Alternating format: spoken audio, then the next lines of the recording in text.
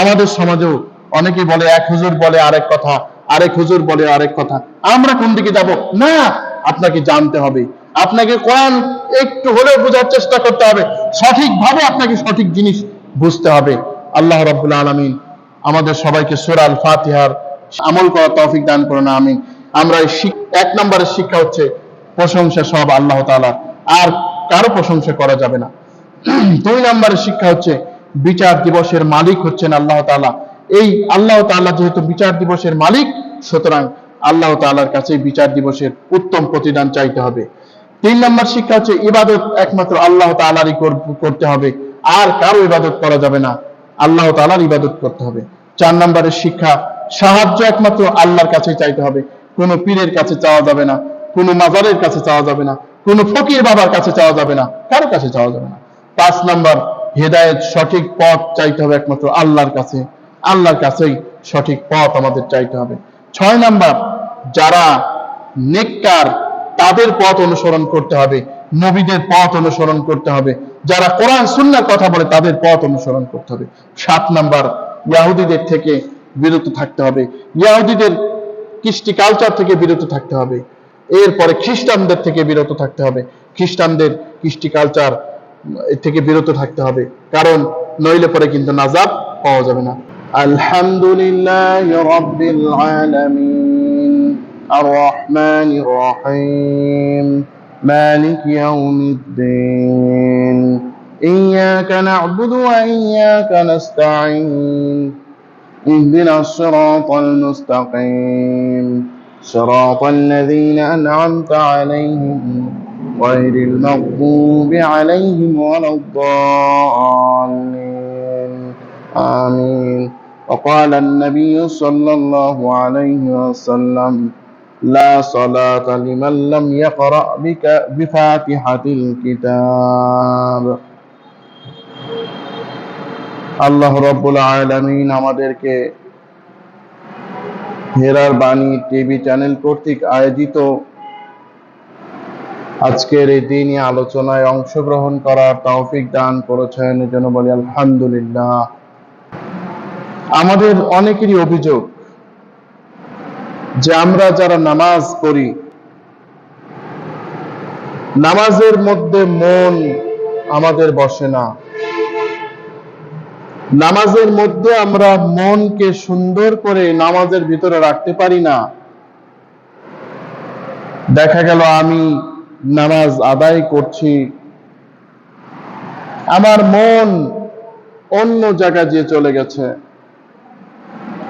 আমি নামাজ আদায়ের নিয়ত করেছি, কিন্তু আমার মন চলে গেছে ব্যবসার কাজে, দোকানে, কিংবা আমার দামি মোবাইল ফোনে, বিভিন্ন সমস্যা।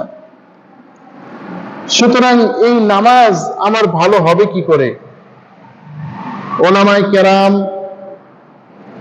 যাতে সালাতের মধ্যে আমাদের মন সুন্দর করে বসে যায়, এজন্য বিভিন্ন রকমের ঔষধ বাতলে দিয়েছেন।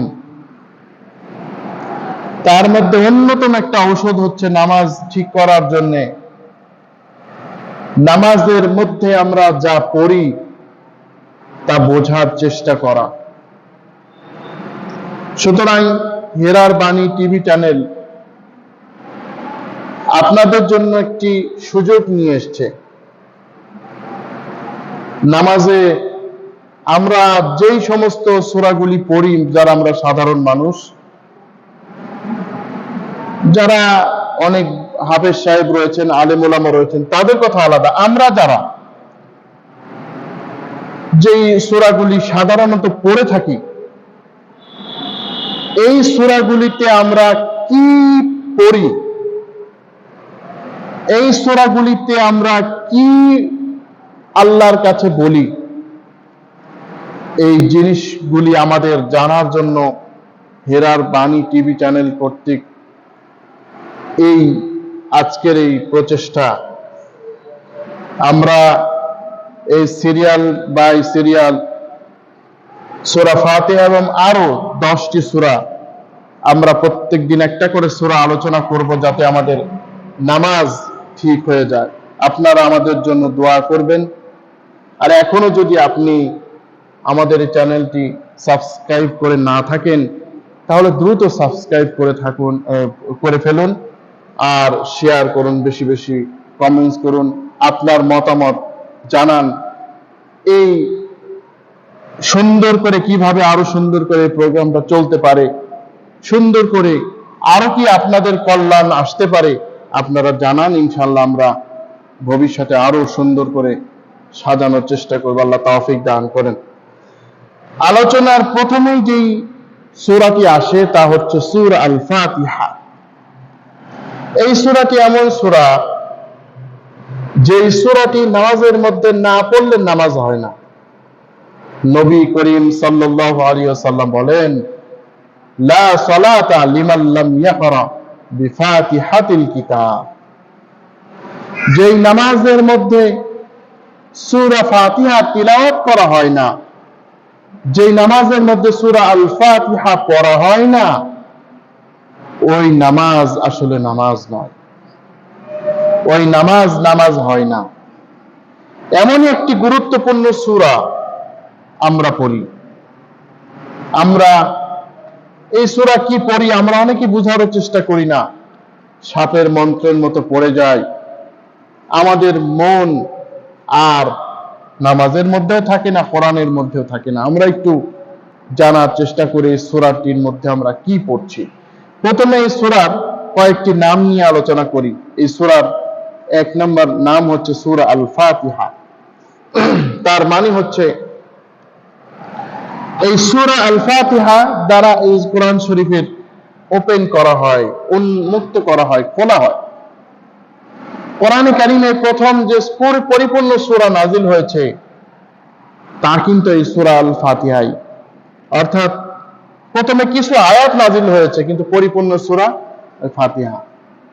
আল্লাহ নবী সাল্লাল্লাহু আলাইহি ওয়াসাল্লামের নবুয়তের প্রথম দিকেই এই সূরাটি নাজিল হয়েছে। এই সূরাটির অন্যতম নাম হচ্ছে সাবাউল মাসানি, অর্থাৎ বারে বারে পঠিত সূরা আয়াত। কোরআন কারীমের মধ্যে আল্লাহ পাক বলেন, ওয়ালাকাদ আতাইনাকা সাবআম মিনাল মাসানি ওয়াল কুরআনাল আযীম। আমি অবশ্যই তোমাদের জন্য আপনার উপরে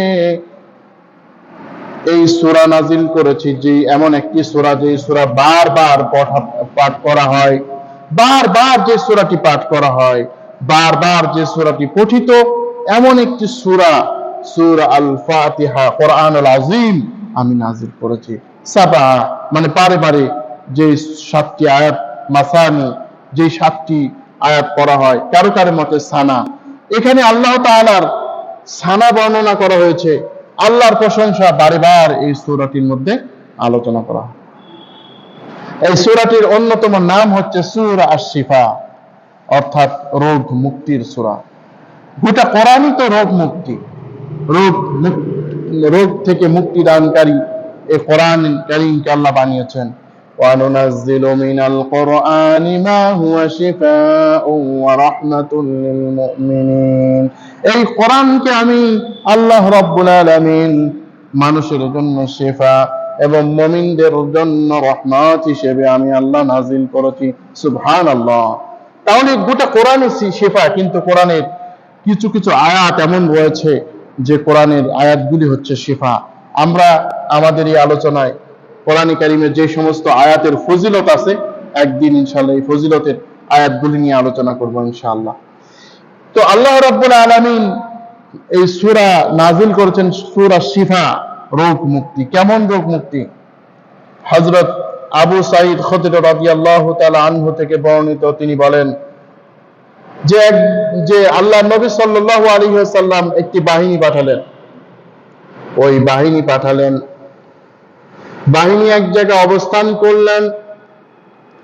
হঠাৎ দেখা যায় যেইখানে আল্লাহর নবী বাহিনী পাঠিয়েছেন, ওই গোত্রের একজন সর্দারকে সাপে কেটেছে, সাপে কামড় দিয়েছে। এখন মানুষ পায় না, তখন এদের সন্ধান কেউ পেয়ে গেল। সাহাবাই কেরাম সূরা আল ফাতিহা পড়ে দম করে দিলেন, ওই ব্যক্তির সাথে সাথে আল্লাহ পাক তাকে সুস্থতা দান করে দিলেন। সুবহানাল্লাহ। কোরআনের চাইতে বড় রোগ মুক্তি আছে আর না। কিন্তু এর উপর ঈমান আমাদের থাকতে হবে, এই কোরআনের উপর আমাদের ঈমান থাকতে হবে, তাহলেই আমরা এই কোরআন থেকে আমরা শিফা পাবো। তো তেনারা 100টি ছাগল তিনারা গিফট হিসেবে, উপহার হিসেবে পেলেন। এরপরে বললেন যে কোরআন পড়ে হাদিয়া নেওয়া এটি কি জায়েজ আছে? তখন আল্লাহর নবীর কাছে এসে তারপরে বললেন যে এই ব্যাপার, আমরা সূরা ফাতিহা পড়ে দম করেছি। তখন আল্লাহর নবী বলেন, তুমি জানলে কি করে? তো বলছে, ইয়া রাসূলুল্লাহ, আপনিই তো বলেছেন। তো বলল, ঠিক আছে, তোমরা যে ছাগল লাভ করেছো, ও থেকে আমাকেও একটা দাও। এর ফলে আমরা বুঝতে পারলাম কোরআনে কারীম যদি কেউ শিক্ষা দিয়ে বা কিছু কোনোভাবে কাউকে কোনো হাদিয়া তহফা দেয়, এটি গ্রহণ করা যাবে, কিন্তু ডিমান্ড করে নেওয়া, এত দিতে হবে, এরকম না। তো সূরা আল ফাতিহার নাম হচ্ছে সূরাতুশ শিফা। এর আরেকটি নাম হচ্ছে সূরাতুস সাওয়াল, অর্থাৎ যেই সূরার মাধ্যমে আল্লাহ রাব্বুল আলামিনের কাছে বান্দারা চায়, এই সূরার নাম হচ্ছে সূরা আস-সাওয়াল। এই সূরাটি পড়েই মানুষ আল্লাহ তাআলার কাছে চায়। আল্লাহর নবী সাল্লাল্লাহু আলাইহি ওয়াসাল্লাম বলেন, আল্লাহ রাব্বুল আলামিন ইরশাদ করেন, আমি সালাত অর্থাৎ সূরা ফাতিহাকে দুইটি ভাগে ভাগ করে দিয়েছি। একটা ভাগ হচ্ছে আমার জন্য, আরেকটা ভাগ হচ্ছে আমার বান্দার জন্য। সুবহানাল্লাহ। যখন বান্দা বলে আলহামদুলিল্লাহি রাব্বিল আলামিন, সকল প্রশংসা তামাম জাহানের রব যিনি আল্লাহ, আল্লাহ তাআলা খুশি হয়ে বলতে থাকেন, হামিদানি রব্বি, আমার বান্দা আমার তারিফ করেছে, আমার প্রশংসা করেছে। বান্দা যখন বলে আর রহমানির রহিম যখন বান্দা বলে, তখন সে বলে আল্লাহ বলেন, আল্লাহ এবারেও খুশি হয়ে যান। বান্দা যখন বলে মালিক ইয়াউমিদ্দিন, তখন আল্লাহ তাআলা বলতে থাকেন, মাজ্জাদানি আবদি, আমার বান্দা আমার মর্যাদা ঘোষণা করেছে। এরপরে যখন বান্দা বলে ইয়াকা না'বুদু ওয়া ইয়াকা নাস্তাইন, আল্লাহ তাআলা বলতে থাকেন, এটি আমার ও বান্দার মধ্যে ভাগ। আমার বান্দা এই সূরাটি পড়ে, নামাজ পড়ে যা চাবে আমি আল্লাহ তাকে দান করে দেব। সুবহানাল্লাহ। কত বড় নিয়ামতের কথা! এই সূরা আল ফাতিহার এত গুরুত্ব। আসুন এই সূরা আল ফাতিহার মধ্যে আমরা কি পড়ি আমরা একটু জানার চেষ্টা করি। প্রথমে আমরা কি বলি? আলহামদুলিল্লাহি রাব্বিল আলামিন। আলহামদু মানে সকল প্রশংসা। হামদুন সাথে যদি আলিফ লাম যোগ করেন, তাহলে এর অর্থ দাঁড়াবে আলহামদু, সকল প্রশংসা। আর কারো প্রশংসা নয়, কোন মানুষের প্রশংসা নয়, সব প্রশংসা আল্লাহ তাআলা। আল্লাহর নবী বলেন, যখন কোন ফাজিরের, পাপাচারীর, গুনাহগারের প্রশংসা করা হয়, আল্লাহর আরশ গোসায় কাঁপতে থাকে। আজকে আমরা কত ফাসিকের প্রশংসা করি, একটু দুনিয়ার জন্য, একটু সম্পদের জন্য, একটু লাভের জন্য আমরা এমন এমন ব্যক্তির প্রশংসা করছি, এমন এমন ফাসিকের প্রশংসা করছি যা সত্যিই চলে না। আল্লাহ পাক এখানে কি বললেন? আলহামদু, প্রশংসা। এই আলহামদুলিল্লাহ দ্বারা কোরআন কারীমের 5টি সূরাকে আল্লাহ পাক সূচনা করেছেন। এখানে আল্লাহ পাক সূচনা করলেন কি? আলহামদুলিল্লাহি রাব্বিল আলামিন। সমস্ত প্রশংসা ওই মহান রব আল্লাহ তাআলার, যিনি তামাম জাহানের রব। সূরা আল আনআমের মধ্যে আল্লাহ পাক শুরুতেই বলছেন, আলহামদুলিল্লাহিল্লাযী খালাকাস সামাওয়াতি ওয়াল আরদ সকল প্রশংসা ওই মহান আল্লাহর, যিনি আকাশ ও জমিনের সৃষ্টিকর্তা। সূরা আল কাহফের মধ্যে আল্লাহ পাক বলেন, আলহামদুলিল্লাহিল্লাযী আনজালা আলা আবদিহিল কিতাব ওয়া লাম ইয়াজআল লাহু আওয়াজা। সকল প্রশংসা আল্লাহ তাআলার, যিনি তার বান্দার উপরে কিতাব নাজিল করেছেন, যিনি এখানে কোনো বক্রতা রাখেন নাই। সূরা সাবার মধ্যে আল্লাহ পাক বলেন, আলহামদুলিল্লাহিল্লাযী লাহু মা ফিস সামাওয়াতি ওয়া মা ফিল আরদি ওয়া লাহুল হামদু ফিল আখিরাহ ওয়া হুয়াল হাকীমুল খাবীর। সমস্ত প্রশংসা আল্লাহ তাআলার, যিনি আকাশ ও জমিনের সমস্ত কিছুর মালিক, আর আখিরাতেও তারই প্রশংসা। তিনি সব কিছু সম্পর্কে তিনি বিজ্ঞ এবং তিনি খবর রাখেন। সূরা আল ফাতিরের মধ্যে আল্লাহ পাক বলেন, আলহামদুলিল্লাহিল্লাযী ফাতিরিস সামাওয়াতি ওয়াল আরদ। সকল প্রশংসা আল্লাহ তাআলার, যিনি আকাশ ও জমিনের সৃষ্টিকর্তা। তো আমরা এই প্রশংসা দেখলাম যে 5টি সূরা এর মধ্যেও আল্লাহ পাক প্রশংসা করেছেন, আরো অনেক আয়াতে আল্লাহ পাক নিজের প্রশংসা করেছেন। আল্লাহ পাক এখানে বলছেন আলহামদু, সকল প্রশংসা। আমরা জানি আরবি ভাষায় 3টা শব্দ দ্বারা প্রশংসা করা হয়। একটা হচ্ছে আলহামদু। আলহামদুর দ্বারা প্রশংসা করা হয়, এখানে শুধুমাত্র আল্লাহকেই বোঝায়। অর্থাৎ আলহামদু হচ্ছে এমন একটা শব্দ, আপনি আল্লাহ তাআলার কোন নিয়ামত পান বা না পান, তারপরেও আল্লাহ তাআলার প্রশংসা। মনে করেন আপনার কোন বিপদ আপদ আসলো, আল্লাহ না করুক, তারপরেও কি আপনি আল্লাহর প্রশংসা করবেন না? অবশ্যই করবেন। আল্লাহর নবী সাল্লাল্লাহু আলাইহি ওয়াসাল্লাম তিনি এভাবে কোন নেক কাজ করলে পরে প্রশংসা করতেন, আলহামদুলিল্লাহিল্লাযী বিনি'মাতিহি তাতিম্মুস সালিহাত। মনে থাকবে, আলহামদুলিল্লাহি বিনি'মাতিহি তাতিম্মুস সালিহাত। ওই আল্লাহর প্রশংসা যার তৌফিকে ভালো ভালো কাজ হয়ে থাকে। এই এই শব্দগুলো আল্লাহর নবী পড়তেন। এখন কথা হচ্ছে যে কোনো বিপদ আপদ আসলো, আল্লাহর নবী হয়তো একদিন খেয়ে আছেন, সেদিন তো প্রশংসা করলেন, কিন্তু অনেক দিন আছে যেদিন আল্লাহর নবী না খেয়ে থেকেছেন, তখন আল্লাহর নবী কি করতেন? তখন বলতেন আলহামদুলিল্লাহি আলা কুল্লি হাল। সকল প্রশংসা আল্লাহর, যিনি সব ক্ষেত্রে আমাকে ভালো রেখেছেন। আল্লাহু আকবার। এই প্রশংসা আল্লাহর। আরেকটা হচ্ছে শুকর। শুকরিয়া আদায় করা হয় যখন বান্দা কারো কাছ থেকে কোনো নিয়ামত পায়। অর্থাৎ এই শুকরিয়া কোনো মানুষেরও আদায় করা যেতে পারে, কিন্তু হামদ কেবলমাত্র আল্লাহর জন্যই করতে হবে।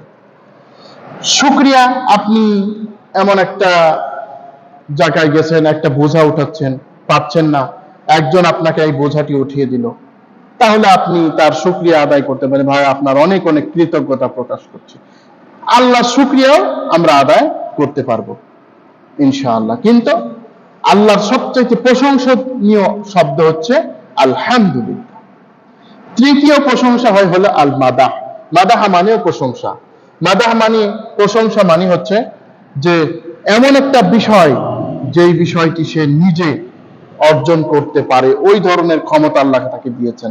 যেমন কেউ হয়তোবা অনেক জ্ঞানী, সে মেহনত করেছে, আল্লাহ তাকে জ্ঞানী করেছেন, এই ক্ষেত্রে মাদাহ শব্দটি বলা হয়। কেউ হয়তোবা অনেক টাকা পয়সা আছে, তার মেহনত করেছে, আল্লাহ তাকে দিয়েছেন, মাদাহ বলা হয়। অতএব এই শব্দটি ব্যবহার করা হয়, মাদাহ শব্দটি, খুব জ্ঞানী ব্যক্তি যে, বা নিজে থেকে যে বস্তুগুলি উপার্জন করা যায় পরিশ্রম করে, তাকে মাদাহ বলা হয়। আর আল্লাহর শুকরিয়া, আল্লাহর কৃতজ্ঞতা আদায় করার জন্য বলতে হবে আলহামদু। আবার শুকরিয়া শব্দটিও বলা যায়। তো এখানে আল্লাহ পাক রব্বুল আলামিন বলেন আলহামদু, সকল প্রশংসা আল্লাহ তাআলার, কোনো প্রশংসা আর কারো প্রশংসা চলবে না। এখানে প্রশংসা হয় সুন্দরের। আল্লাহ রাব্বুল আলামিন এই দুনিয়াকে কত সুন্দর করে বানিয়েছেন, এই আকাশকে কত সুন্দর করে বানিয়েছেন, এই জমিনকে কত সুন্দর করে বানিয়েছেন, এই গ্রহ নক্ষত্রকে কত সুন্দর করে তিনি তৈরি করেছেন, এরই প্রশংসা। এরপর আল্লাহ পাক বলছেন আলহামদুলিল্লাহ, সকল প্রশংসা ওই আল্লাহ তাআলার। আল্লাহর প্রশংসা। আল্লাহ তাআলা এখানে তার সুন্দর নাম ব্যবহার করেছেন লিল্লাহ, আল্লাহর নাম। আল্লাহর নাম আমরা জানি দুই প্রকার, একটা হচ্ছে আল্লাহ তাআলার জাতি নাম, আরেকটা হচ্ছে আল্লাহ তাআলার সিফাতি নাম। আল্লাহ তাআলার জাতি নাম হচ্ছে কি? আল্লাহ। এমন একটি নাম আর কারো নাম কেউ আল্লাহ রাখতে পারে না। আল্লাহ রাব্বুল আলামিন এমন একটি নাম তিনি নির্ধারণ করেছেন, কোন মানুষকে আপনি আল্লাহ বলে সম্বোধন করতে পারবেন? কখনো পারবেন না। এমনকি বলা যায় না বাতিল আল্লাহ, এটাও বলা যায় না, বাতিল ইলাহ শব্দটি বলা যায়। আল্লাহ এমন একটি শব্দ যে মানুষ যে কোনো বিপদ আপদে মানুষ এই আল্লাহ ধরেই নাম ডাকে, আল্লাহ আমারে বাঁচাও। এমন একটি পাওয়ারফুল শব্দ হচ্ছে আল্লাহ। এখানে কি আছে? আলহামদুলিল্লাহ, সকল প্রশংসা আল্লাহ তাআলার। ওই আল্লাহর পরিচয় আরো কি? রব্বি, যিনি রব। ওই আল্লাহর পরিচয় যিনি রব। রব ওই আল্লাহ তাআলা। রব মানে কি? রব মানে হচ্ছে তাদবীর, রব্বা ইউরাব্বি তাদবীরান, অর্থাৎ যিনি নাকি প্রতিপালন করেন, যিনি তরবিয়ত করেন, লালন পালন করেন, ওই রব যিনি। এখন লালন পালন তো আমরাও করি, আমাদের সন্তানদেরকে লালন পালন করি, আবার অনেক সময় অনেককে আমরা লালন পালন করি, কিন্তু যে কোনো মানুষকে রব হতে পারবে? ওলামায়ে কেরাম বলছেন রব যদি হতে হয় তাকে অবশ্যই তিনটি গুণ অর্জন করতে হবে। এক নাম্বার গুণ কি? এক নাম্বার গুণ হচ্ছে তার খালক, সৃষ্টি করা। আল্লাহ তাআলাই সৃষ্টিকর্তা, আল্লাহ তাআলাই সৃষ্টিকর্তা, একমাত্র সৃষ্টিকর্তা। এই আকাশ জমিন যা আছে সবই আল্লাহ তাআলার সৃষ্টি। মানুষ কোনো কিছু কিন্তু সৃষ্টি করে না। মানুষ এই যে আপনারা দেখছেন অমুক কিছু বানায়, এগুলো মানুষ শুধু আল্লাহ তাআলার যে জিনিসগুলি রয়েছে ওই জিনিসগুলি দিয়ে মানুষ একটু পরিকল্পনা করে, মাথার ঘাম পায়ে ফেলে মানুষ উদ্ভব করে, কিন্তু আসল সৃষ্টিকর্তা কিন্তু আল্লাহ। দুই নম্বরের শর্ত হচ্ছে মালিকানা। এই দুনিয়ায় কোনো মানুষের পক্ষে রব দাবি করা এই জন্যই সম্ভব না যে কোনো মানুষ এই দুনিয়ার কোনো কিছুর স্থায়ীভাবে মালিক হতে পারে না। মনে করেন এই যে আমি এখন একটা চশমা পরে আছি, আপনাদের সামনে বক্তব্য রাখছি, এই চশমাটা আমি যখন মৃত্যুবরণ করব এটি কিন্তু আরেকজনের মালিকানাধীনে চলে যাবে। এটি একটা উপমা। এই উপমাটি বোঝাচ্ছেন হযরত আহনাফ বিন কায়েস রাদিয়াল্লাহু আনহু। তিনি দেখলেন যে একজন ব্যক্তি একটা দিরহাম নাড়াচাড়া করছে। ওই ব্যক্তির কাছ থেকে দিরহামটা নিয়ে বললেন, ও আল্লাহর বান্দা, এই দিরহামটি কার? বলে, এই দিরহামটি তো আমার। তিনি বলেন, ওই দিরহামটি তোমার হতে পারে যদি তুমি ওই দিরহাম দ্বারা তুমি কিছু খাও, তুমি তোমার পোশাক আদি তুমি যদি কিছু বানাও আর যদি কিছু দান করো, নইলে পরে কিন্তু তোমার মালিকানাধীন কিছুই নয়।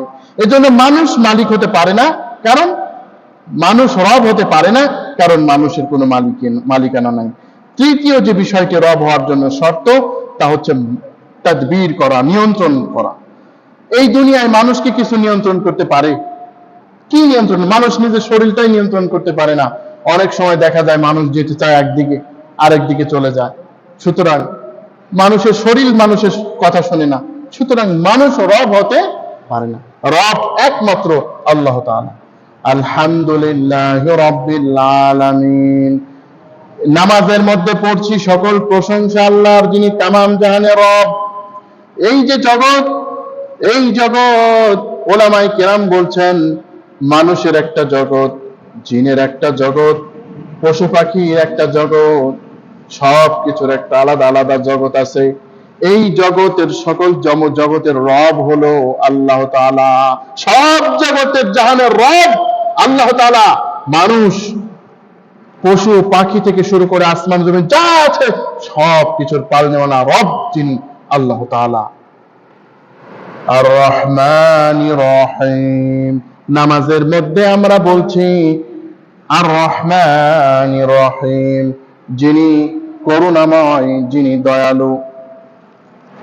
যিনি করুণাময়, যিনি মেহেরবান। রহমত থেকে রহমান শব্দটি অনেক ব্যাপক। এজন্য কোনো মানুষকে আপনি রহমান বলতে পারেন না। আমাদের সমাজে কত বড় দুর্ভাগ্য, কারো নাম হয়তো বা আব্দুর রহমান, বলছে রহমান ভাই, রহমান ভাই। নাউজুবিল্লাহ, আল্লাহ আপনার ভাই হবে? এই জন্য কোনো মানুষকে রহমান হিসেবে ডাকা যাবে না, বলতে হবে আব্দুর রহমান। কোনো মানুষকে রহিম হিসেবে ডাকা যাবে না, বলতে হবে আব্দুর রহিম।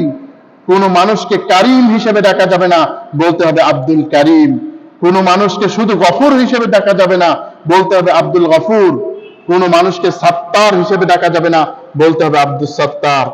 কোনো মানুষকে রব হিসেবে ডাকা যাবে না, বলতে হবে আব্দুর রব। এই বিষয়গুলি আমাদের খেয়াল করা দরকার। আমরা অনেকেই না বুঝে আমরা কিন্তু এইগুলি আমরা ডেকে থাকি, অমুক সাহেব, রহমান সাহেব, রহিম সাহেব। নাউজুবিল্লাহ, এই সমস্ত জিনিস থেকে আমাদের বেঁচে থাকতে হবে। রহমান শব্দটি সম্পর্কে আল্লাহ তাআলা, রহমান হচ্ছে আল্লাহ পাক, দুনিয়া আখিরাতে সব জায়গায় তিনি রহমান। তিনি কিন্তু এই দুনিয়ায় সব কিছু আমাদের দিচ্ছেন, সব কিছু তিনি আমাদের খাবার দিচ্ছেন। যারা তাকে মানে তাকেও খাবার দেন, যারা তাকে মানে না তাদেরকেও খাবার দেন। যারা তাকে মানে তাকেও সুস্থ করেন, যারা তাকে মানে না তাদের সুস্থ করেন। কিন্তু রহিম যিনি, এই রহিম কিন্তু আল্লাহ তাআলা কিয়ামতের দিন তিনি হবেন, রহিম হবেন। কিয়ামতের দিন কিন্তু আল্লাহ তাআলা কোনো কাফির, বেঈমান তাদের উপরে অনুগ্রহ করবেন না। কেবলমাত্র যারা ঈমানদার, যারা আল্লাহ তাআলার ফরমাবরদার, যারা আল্লাহ তাআলার হুকুমের পাবন্দি করে, তাদেরকে আল্লাহ তাআলা দয়া করবেন। সুতরাং আর রহমান যিনি করুণাময়, আর রহিম যিনি দয়ালু। আমরা নামাজের মধ্যে আল্লাহ তাআলার এই দুইটি নামের স্বীকৃতি দেই, কিন্তু দেখা গেল আমরা নামাজের পরেই আমরা মোনাজাতে বলি আল্লাহ, আমরা দয়া করি। আমরা যখন কারো কাছে কিছু বলি খাজা বাবা, তোমার রহমতের ফলেই আমাকে তুমি তোমার করুণা ভিক্ষা দাও। জোরে বলেন নাউজুবিল্লাহ। খাজা বাবার কি রহমত দেওয়ার ক্ষমতা আছে? ওই খাজা বাবাকে রহমত কে করেছে? ওই খাজা বাবার একটা কিছু তো ওই খাজা বাবার সৃষ্টি না। তারপরেও আমরা খাজা বাবার কাছে আবেদন করি, মাজারের কাছে আবেদন করি, নামাজও পড়ি। কারণ কি? আমরা নামাজটা বুঝি নাই। আর রহমান রহিম যিনি করুণাময়, যিনি পরম দয়ালু। মালিক ইয়াউমিদ্দিন, যিনি বিচার দিবসের মালিক। মালিক মানে তো মালিকই, ইয়াউমুন মানে দিন, আর দিন মানে হচ্ছে প্রতিফল দিবস, জাযা। অর্থাৎ যেই দিন মানুষকে প্রতিদান দান করা হবে, মানুষের আমলের প্রতিদান দেওয়া হবে, ওই দিনের মালিক আল্লাহ তাআলা। আল্লাহ রাব্বুল আলামিন কেমন মালিক হবেন? আল্লাহ রাব্বুল আলামিন যখন আল্লাহ পাক ঘটিয়ে দেবেন, আল্লাহ রাব্বুল আলামিন এইবার তার পূর্বে সকল মানুষের রূহকে নিয়ে যাবেন। তিনজন ফেরেশতার রূহ নিয়ে যাবেন, জিবরাইল, মিকাইল এবং ইসরাফিল। আল্লাহ রাব্বুল আলামিন মালাকুল মউতকে বলবেন, মালাকুল মউত এবার কে কার পালা? বলে এবার তো আমার পালা। সাথে সাথে মালাকুল মউতের জানও কবজ হয়ে যাবে। এইবারে আল্লাহ তাআলা এই দুনিয়ার মধ্যে দেখবেন কিছুই নাই, প্রশ্ন করবেন, ইয়া দুনিয়া আইনা আশজারুকে, হে দুনিয়া তোমার গাছগুলি কোথায় গেল? তোমার সুন্দর সুন্দর বৃক্ষ কোথায় গেল? ইয়া দুনিয়া আইনা আনহারুকে, হে দুনিয়া তোমার সুন্দর সুন্দর যে নহর, নদ নদী প্রবাহিত এতদিন হয়ে গেল হচ্ছিল, ওই নদ নদীগুলি কোথায় গেল একটু বলো না? তোমার এই ঠান্ডা, তোমার উপরে যে নদীগুলি বয়ে যেত, এই ঠান্ডা পানি কত মানুষ পান করত? এই ঠান্ডা হাওয়ায় কতজন নাফরমানি করত, আমার উলঙ্গ হয়ে তারপরে নাচতো, কত কিছু করত। আজকে এই নদীগুলি কোথায় গেল? এরপরে আল্লাহ তাআলা বলবেন, ইয়া দুনিয়া আইনাল মুলুক, হে দুনিয়া তোমার মধ্যে যেই সমস্ত রাজা বাদশারা ছিল, তোমার মধ্যে যেই সমস্ত রাজা বাদশাহ, পরাক্রান্ত রাজা বাদশারা যারা মানুষের উপরে জুলুম করত, যারা মানুষকে মানুষ মনে করত না, তারা কোথায় গেল? আল্লাহ পাক এইবার জিজ্ঞাসা করবেন, লিমানিল মুলকুল ইয়াউম, আজকের দিনে কার রাজত্ব? আজকের দিনে রাজত্ব কার? কোনো উত্তর নাই, কোনো মানুষ নাই, কেউ নাই, কে উত্তর দেবে? আল্লাহ সুবহানাহু ওয়া তাআলা ইরশাদ ফরমান, লিল্লাহিল ওয়াহিদিল কাহ্হার, আজকে রাজত্ব একমাত্র ওয়াহিদ, যিনি এক সত্তা, যিনি কাহ্হার, যিনি পরাক্রান্ত, তার রাজত্ব আজকে। আজকে কোনো মানুষের রাজত্ব নাই। আল্লাহ রাব্বুল আলামিন আরো বলেন, ইয়াসলাউনাহা ইয়াউমাদ্দিন, ওই দিন তারা জাহান্নামের মধ্যে নিক্ষিপ্ত হবে। ওয়ামা আদরাকা মা ইয়াউমুদ্দিন, হে নবী আপনি জানেন কি বিচার দিবসটি কি? সুম্মা মা আদরাকা মা ইয়াউমুদ্দিন, অতঃপর আমি আবার জিজ্ঞাসা করি, জানেন এই বিচার দিবসটি কি? ইয়াউমা লা তামলিকু নাফসুন লিনাফসিন শাইআ, ওই দিন একজন নফস আরেকজন নফসের, একজন ব্যক্তি আরেকজন ব্যক্তির কোনো উপকার করতে পারবে না। ওয়াল আমরু ইয়াউমাইযিন লিল্লাহ, হুকুম হবে একমাত্র আল্লাহ তাআলা। অন্য আয়াতে আল্লাহ পাক বলেন, ওয়াত্তাকু ইয়াউমান লা তাজজি নাফসুন আন নাফসিন শাইআন ওয়া লা ইউকবালু মিনহা শাফাআতু ওয়া লা ইউখাযু মিনহা আদলু ওয়া লা হুম ইউনসারুন, ওই দিনকে স্মরণ করো যেই দিন কোন নফস, কোন নফসের, কোন মানুষ, কোন মানুষের বিন্দু মাত্র উপকার করতে পারবে না, কারো কাছ থেকে সুপারিশ গ্রহণ করা হবে না, কারো কাছ থেকে কোনো বিনিময় গ্রহণ করা হবে না, কাউকে সাহায্যকারী হিসেবেও গ্রহণ করতে দেওয়া হবে না। ওই দিনের কথাটা একটু স্মরণ করো। তাই তো আমরা পড়ি মালিক ইয়াউমিদ্দিন, নামাজের মধ্যে বেশি করে পড়লাম যে বিচার দিবসের মালিক, কিন্তু দেখা গেল নামাজ আদায় করার পরে আমরা নামাজ তো পড়লাম, অনেকেই জুমার নামাজে সূরা ফাতিহা পড়লাম, সিদ্ধান্ত নিলাম আর 5 ওয়াক্ত পড়ব না। অনেকেই 2 ওয়াক্ত নামাজে সূরা ফাতিহা পড়লাম, সিদ্ধান্ত নিলাম আর অন্য নামাজ আর পড়ব না। অনেকেই 4 ওয়াক্ত নামাজে সূরা ফাতিহা পড়ি কিন্তু ফজর পড়ি না, কারণ এই সূরা সম্পর্কে আমাদের জানা নাই, যেখানে বলছেন মালিক ইয়াউমিদ্দিন, এই দিন বিচার, যিনি বিচার দিবসের মালিক ওই আল্লাহ, ওই বিচার দিবসে আল্লাহ ছাড়া আর কারো মালিকানা নাই। সুবহানাল্লাহ। এরপরে কি বলি, ইয়্যাকা না'বুদু ওয়া ইয়্যাকা নাস্তাঈন, হে আল্লাহ আমরা কেবলমাত্র তোমারই ইবাদত করি আর তোমারই কাছে আমরা সাহায্য চাই। এখানে আমরা গুরুত্বপূর্ণ একটা জিনিস আমরা স্বীকার করি আল্লাহর কাছে, ইয়্যাকা না'বুদু, আল্লাহ তোমারই ইবাদত করি, আমরা তোমারই ইবাদত করি, আমরা তোমার একত্ববাদের ভিত্তিতে তোমার ইবাদত করি আল্লাহ। কিন্তু আমরা দেখি কি করছি, আমরা যখন নামাজ থেকে বিরত হচ্ছি, তখনই আল্লাহ তাআলার নাফরমানিতে আমরা ব্যস্ত হয়ে পড়েছি। নামাজ যখন আমরা শেষ করে দিলাম, তখন আল্লাহর সাথে সম্পর্কও শেষ হয়ে গেল, আমরা বিভিন্ন ধরনের অপকর্ম করে বেড়ালাম। নামাজের মধ্যে তো খুব খুশি দেখালাম, কিন্তু নামাজের বাইরে আল্লাহর ইবাদত তো করি, কিন্তু মাঝে মাঝে একটু সুদ গ্রহণ করি। আল্লাহর ইবাদত তো করি, কিন্তু মাঝে মাঝে একটু হারাম খাই, সিগারেট খাই, অনেক কিছু খাই। আল্লাহর ইবাদত তো করি, কিন্তু মানব রচিত বিধানকে আমরা সমর্থন করি। আল্লাহর ইবাদত তো করি, ভালো কথা, কিন্তু দেখা গেল যে যাকাত আমরা আদায় করি না। আল্লাহর তো ইবাদত করি ঠিকই, কিন্তু দেখা গেল যে আমাদের কাজকর্মে আল্লাহর ইবাদতের কোনো কিছুই পাওয়া যায় না। আল্লাহর ইবাদত তো করি, আবার পাশাপাশি যৌতুক কিভাবে নেওয়া যায় ওই যৌতুকের দালালিও করি। তাহলে কি আল্লাহর ইবাদত হলো না? অথচ আল্লাহ রাব্বুল আলামিন কি বলছেন কোরআনে কারীমে,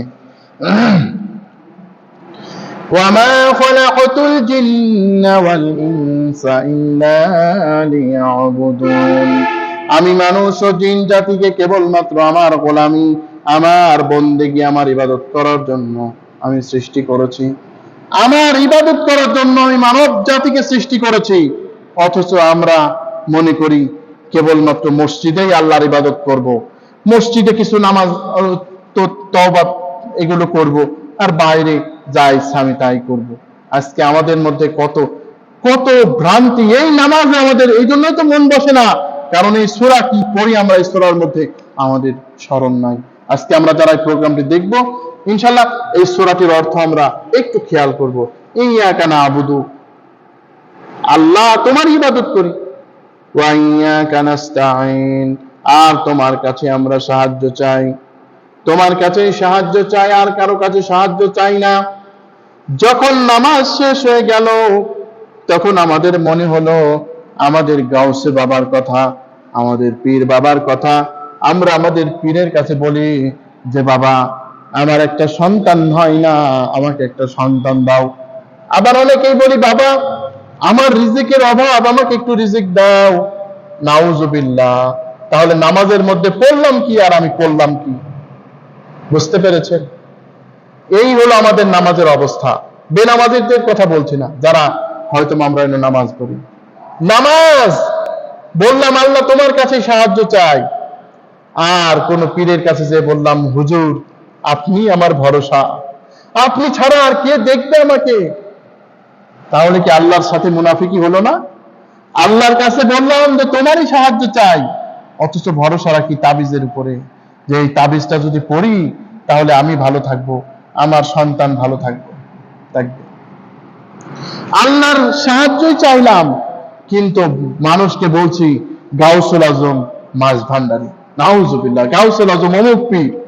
এই গাউস, গাউস মানে কি? গাউস মানে হচ্ছে উদ্ধার করে, যে উদ্ধার করনেওয়ালা, যে নাকি দোয়ায় সাড়া দেয়। আজম মানে সবচাইতে বড়। আপনি একটা মানুষকে বলছেন গাউসুল আজম সবচাইতে বড়, আর আপনি নামাজের মধ্যে বলছেন আল্লাহ তোমার কাছে সাহায্য চাই। তাহলে কি মিলল? আজকে এই সূরা আল ফাতিহাকে মিলাতে হবে আমাদের। আমরা কোন দিকে আছি, আমরা কি আছি, আমরা ভুলে আছি না সঠিক আছি, আমাদের নিজেদেরকে একটা পরিমাপ করে দেখতে হবে। ইয়াকা নাবুদু ওয়া ইয়াকা নাস্তাঈন, হে রব আমরা কেবলমাত্র তোমার ইবাদত করি, আর তোমার কাছেই আমরা সাহায্য প্রার্থনা করি। ইহদিনাস সিরাতাল মুস্তাকিম, হে রব আপনি আমাদের সহজ সরল পথ দান করুন, সহজ সরল পথ দেখান। আল্লাহর কাছে চাইলাম আল্লাহ আমাকে সহজ সরল পথ দেখিয়ে দাও। যখন আমরা দোয়া করি, আল্লাহর প্রশংসা করি, আল্লাহর ইবাদত স্বীকার করি, তখন যেন বান্দাকে আল্লাহ বলেন বান্দা সাহায্য তো করতে পারি বুঝলাম, কি সাহায্য চাও? দুনিয়ার দু একটি কলা বিস্কুট খাবা, নাকি দুনিয়ার 2-1 কোটি টাকা লাগবে? আল্লাহ পাক বলছেন বান্দারে দুনিয়া এগুলো কিছু না, আমি শিখিয়ে দেই ওই অনুযায়ী সাহায্য চাও। ইহদিনাস সিরাতাল মুস্তাকিম, ও আল্লাহ তোমারই সাহায্য, তুমি আমাকে সহজ সরল পথ প্রদর্শন করো। কারণ এই দুনিয়ায় সবচাইতে উত্তম হচ্ছে সহজ সরল পথ। বাস্তবে বুঝেন, কোন একটা দেশ যদি স্বাধীন হয়, সর্বপ্রথম তার দরকার হয় হচ্ছে তার একটা সংবিধান। আগে কিন্তু মানুষ এটা ভাবে না যে খাবার দাবারের কি হবে, আগে মনে করে সংবিধান দরকার, একটা নিয়ন্ত্রণ দরকার, কিভাবে আমরা চলবো। আল্লাহ পাক বলছেন যে তোমাদেরকে তো আমি সৃষ্টি করেছি, আমি তো তোমাদের সহজ সরল পথ দেখাবো। ওয়ালাল্লাহি কাসদুস সাবিলি ওয়া মিনহা জাইর ওয়ালাউ শাআ লাহাদাকুম আজমাইন, আল্লাহর উপরেই দায়িত্ব হলো সহজ সরল পথ প্রদর্শন করা। অথচ এখানে অনেক বাঁকা বাঁকা পথ আছে, বাঁকা বাঁকা পথ। আপনি মনে করেন কুষ্টিয়া থেকে যাবেন ঢাকা, এখন ঢাকাতে যাবেন, মনেও আপনার সঠিক ইচ্ছা আছে, কিন্তু পথ আপনি চেনেন না। এখন আপনি কুষ্টিয়া থেকে উল্টা শুরু করে দিলেন, এখান থেকে চলে গেলেন পুরাদা, এরপরে চলে গেলেন হালসা, আলমডাঙ্গা, চুয়াডাঙ্গা, মেহেরপুর। আপনি যদি কিয়ামত পর্যন্ত যান, আপনি কি ঢাকা যাবেন? ঢাকা যাবেন না। ঢাকা যেতে হলে কুষ্টিয়ার ওই পথ যেভাবে ঢাকা যাওয়া যায়, ওই আপনার কুমারখালী, তারপরে এই পাংশা, এই রাজবাড়ী হয়ে আপনাকে ঢাকা যেতে হবে। সঠিক পথ যদি না পান, তাহলে আপনি কিন্তু অনেক বড় ধরনের আপনি ভুল করে বসবেন। আল্লাহ পাক বলছেন সঠিক পথ দিয়ে দিলাম। যালিকাল কিতাবু লা রাইবা ফীহি হুদাল লিল মুত্তাকিন। এটি এমন একটি কিতাব যার মধ্যে বিন্দুমাত্র সন্দেহের অবকাশ নাই, যা পথ প্রদর্শনকারী মুত্তাকিনদের। এইবারে আমরা বললাম, আল্লাহ আমরা কিছুই তো বুঝি না, কোরআন আপনি পাঠিয়েছেন, কোরআন তো আর সরাসরি কথা বলবেন আমাদের সাথে। ও আল্লাহ, সিরাতাল্লাযীনা আন'আমতা আলাইহিম, এমন কিছু মানুষের পথ দান করুন যাদের উপরে আপনার নিয়ামত বর্ষিত হয়েছে।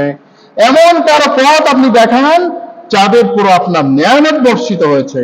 সুতরাং এই যে নিয়ামত বর্ষিত হয়েছে, এখন পথ কাদের পথ আল্লাহ পাক ব্যাখ্যা করছেন, শোনো, তোমরা তো বুঝো না কিছুই।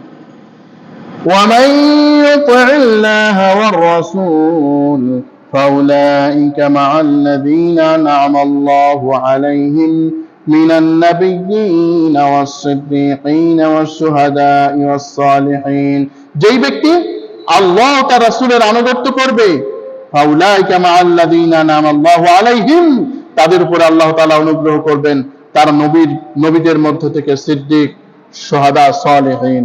নবী তো নবী, অর্থাৎ নবীদের পথ আমি তোমাদেরকে দান করব তোমাদের সাথে, অর্থাৎ নবীদের পথ, নবীরা যে পথ অনুসরণ করেছেন, মুহাম্মদ সাল্লাল্লাহু আলাইহি ওয়াসাল্লাম যে পথ আমাদের দেখিয়েছেন, ওই পথ আল্লাহ পাক বলছেন ওটাই হচ্ছে সহজ সরল পথ। এরপরে আল্লাহ তাআলা বলছেন ওয়াস-সিদ্দিকিন, সিদ্দিকদের পথ, যারা সত্যকে মেনে নিয়েছেন, সত্যকে যারা মেনে নিতে পেরেছেন ওদেরকেই বলা হয় সিদ্দিক। সত্যকে মেনে নিতে পেরেছেন আবু বকর সিদ্দিক রাদিয়াল্লাহু তাআলা আনহু। কেমন ভাবে? মেরাজ থেকে আল্লাহর নবী সকাল বেলা চলে এসেছেন, আল্লাহর নবী বসে আছেন, আবু জাহেল তো ধান্দায় থাকে নবীর কোন ত্রুটি বের করা যায়। ওরাও জানে এই নবীর কোনো ত্রুটি বিচ্যুতি নাই, তারপরেও মানে ধান্দায় থাকে কোন পথ দ্বারা নবীর একটু বিরোধিতা করা যাবে। বলছে, ইয়া মুহাম্মদ, প্রত্যেক দিন তো তুমি নতুন নতুন কথা বলো, আজকে কি তোমার নতুন কোনো খবর আছে? বলে, থাকবে না কেন, আছে তো। বলে, কি খবর? বলছে, আজকে আমাকে মেরাজ, আমাকে ভ্রমণ করানো হয়েছে। কোথায় গেলা? বলছে, মসজিদে হারাম থেকে মসজিদে আকসায় আমাকে ভ্রমণ করানো হয়েছে। বলছে, কেমন কথা বললা? আচ্ছা ঠিক আছে, তুমি কি এই কথা সবাইকে বলবা? তো বলছে, হ্যাঁ বলবো। সবার আগে আবু বকর সিদ্দিক রাদিয়াল্লাহু তাআলা আনহুর কাছে ফিরে গেছে। অনেক লম্বা চড়া ঘটনা, এখন বলছি না সব। তো আবু বকর সিদ্দিক রাদিয়াল্লাহু তাআলা আনহুর কাছে যখন ফিরে গেছে, বলে, আবু বকর শুনেছো? বলে, কি হয়েছে? বলে, তোমার নবী নাকি এই মসজিদে হারাম থেকে মসজিদে আকসা পর্যন্ত গিয়েছে। ওই আরশ টারশ থাক, ওগুলো তো আমরা জানিও না, বুঝিও না। এইটাও কি সম্ভব যে 1 মাসের দূরত্ব অতিক্রম করে যাবে? আল্লাহর নবীর সাহাবী আবু বকর বলছে, কেমন কথা বলছেন? এটা কথা হলো? আল্লাহর নবী কখন কথা বলছেন? এখন তো আবু বকর এখনো জানেন না। তিনি বললেন, না অবশ্যই। তো যদি আল্লাহর নবী বলেছেন, বলে থাকেন, আমি 100% সত্য আল্লাহর নবীকে ঘোষণা করছি, সত্যবাদী। আল্লাহর নবী যা বলেছেন সত্য বলেছেন, সুবহানাল্লাহ। এরপরে আবু বকর সিদ্দিক রাদিয়াল্লাহু তাআলা আনহু আসলেন। আসার পরে বললেন, ইয়া রাসূলুল্লাহ, এগুলো কি সত্য? বলে, হ্যাঁ, আমার মেরাজ সত্য। আল্লাহর নবীর সাহাবী আবু বকর বললেন, ইয়া রাসূলুল্লাহ, আমি সঠিকভাবে বিশ্বাস করি, আমি সম্পূর্ণরূপে স্বীকার করি, আপনি যা বলেছেন এটা ঠিক, আপনার মেরাজ আল্লাহ পাক সত্য করেছেন, সুবহানাল্লাহ। আল্লাহর নবী ঘোষণা করলেন, আবু বকর, তুমি আবু বকর নও, আজ থেকে তুমি হচ্ছে আবু বকর সিদ্দিক, সুবহানাল্লাহ। এই জন্য আমরা আবু বকরের নাম যখন নেই শুধু আবু বকর বলি না, কি বলি? আবু বকর সিদ্দিক রাদিয়াল্লাহু তাআলা।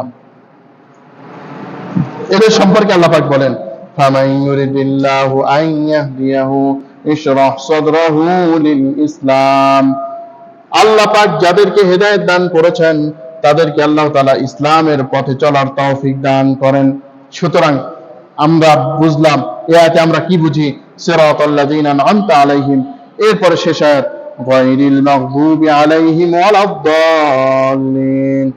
আমরা নামাজের মধ্যে বলি আল্লাহ তাদের উপরে নয় যাদের উপরে তোমার গজব নাজিল হয়েছে আর যারা ভ্রান্ত বিভ্রান্ত। সুতরাং এই যে গায়রিল মাগদুবি আলাইহিম ওয়ালাদ-দাল্লিন আমরা পড়লাম, এই গায়রিল মাগদুব, মাগদুব মানে কি? মাগদুব মানে সমস্ত মুফাসসিরিন কেরাম বলছেন মাগদুব মানে হচ্ছে ইহুদি জাতি। কারণ এরা জেনে শুনে আল্লাহর নবীকে তারা অমান্য করেছে।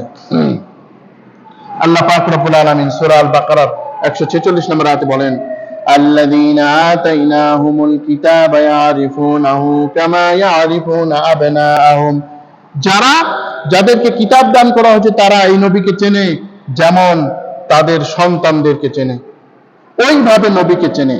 হযরত আব্দুল্লাহ বিন সালামকে জিজ্ঞাসা করা হলো, আপনারা কি আল্লাহর নবীকে চিনতেন? তখন বললেন, আমরা আল্লাহর নবীকে ওইভাবে চিনতাম যেমন আমাদের সন্তানদেরকে আমরা চিনে থাকি। আমরা ওইভাবে চিনতাম আল্লাহর নবীকে যেইভাবে আমাদের সন্তানদেরকে আমরা চিনতাম। সুতরাং তারা জেনে শুনে এই ইহুদিরা আল্লাহর নবীকে অস্বীকার করলো। কেমন অস্বীকার করছে?